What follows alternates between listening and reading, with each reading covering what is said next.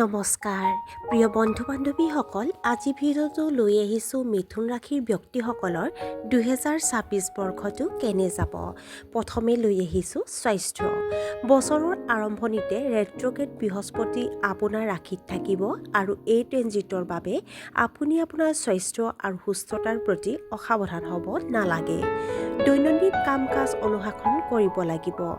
আপুনি কাণ, নাক, ডিঙি সম্পৰ্কীয় সমস্যাত ভুগিব পাৰে।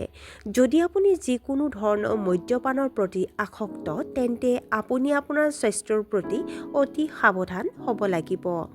ৰাহুক আপোনাৰ পঞ্চম ঘৰত ৰখাৰ বাবে পেটৰ ৰোগে আপোনাক অসুবিধা দিব পাৰে। পিত্ত সম্পৰ্কীয় ৰোগৰো সম্ভাৱনা আছে। আৰ্থিক অৱস্থা। আৰ্থিক দৃষ্টিকোণৰ পৰা 2026 বৰ্ষ শুভ হ'ব, কিন্তু 11 মাৰ্চৰ পৰা 2 জুনৰ ভিতৰত আপোনাৰ খৰচ হঠাতে বৃদ্ধি পাব পাৰে। আপুনি আপোনাৰ ঘৰৰ ভিতৰৰ অংশৰ সাজ-সজ্জাত অতিৰিক্ত খৰচ কৰিব। আপুনি হয়তো সোণ আৰু ৰূপৰ দৰে বহুমূলীয়া ধাতুত বিনিয়োগ কৰিব। শ্বেয়াৰ বজাৰত ধন বিনিয়োগ কৰিলে হয়তো ভাল ৰিটাৰ্ণ পোৱা যাব। পৰিয়ালৰ সদস্যৰ পৰা ঋণ দিয়া আৰু ঋণ লোৱাৰ পৰা বিৰত থাকক। 18 ছেপ্টেম্বৰৰ পৰা 31 অক্টোবৰৰ ভিতৰত আপুনি হয়তো যথেষ্ট ডাঙৰ ঋণ লোৱাৰ পৰিকল্পনাত কাম কৰিব পাৰে।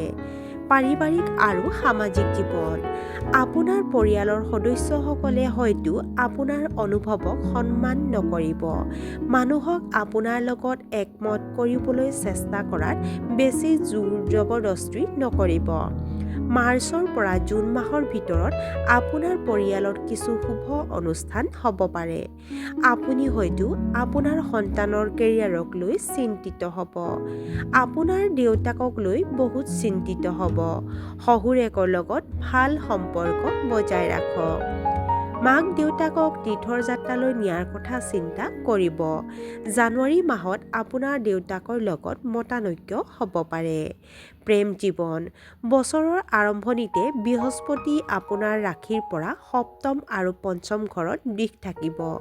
যদি আপোনাৰ বৈবাহিক সম্পৰ্কত কোনো বিসংগতি হয়, তেন্তে আপুনি সেইটো সমাধান কৰাৰ সুযোগ পাব।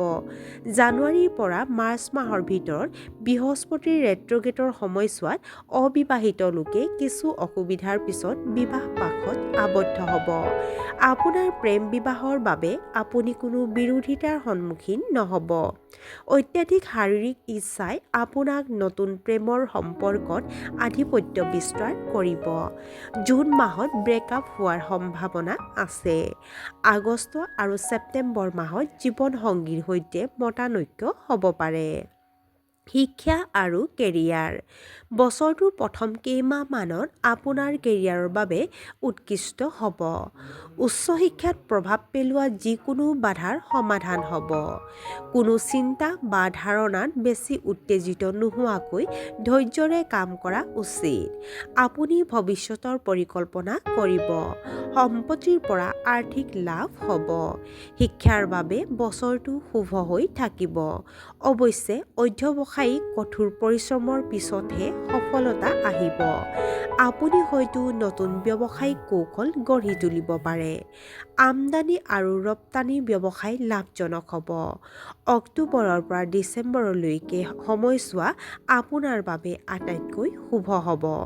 মিথুন ৰাশিৰ বাবে এই বছৰৰ প্ৰতিকাৰ হৈছে প্ৰতি শনিবাৰে সুন্দৰকাণ্ড পাঠ কৰি ভগৱান হনুমানজীক আৰতি কৰিব। ধন্যবাদ।